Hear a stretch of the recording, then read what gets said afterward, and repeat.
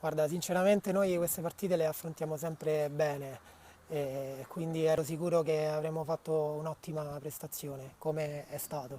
E ci siamo trovati sull'uno pari, subendo solamente un tiro in porta, quindi quando prendi quel gol è sempre difficile reagire, però ce l'abbiamo fatta, abbiamo portato a casa una partita che secondo me vale tanto.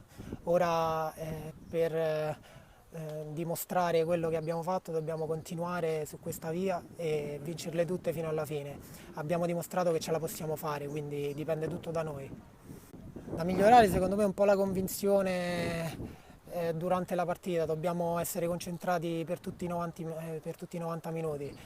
Oggi in alcuni minuti abbiamo un po' subito, ci siamo abbassati un po' troppo, solo poi siamo stati padroni del campo tutta la partita, quindi poi abbiamo ripreso in mano la gara e abbiamo portato a termine la partita così con la vittoria.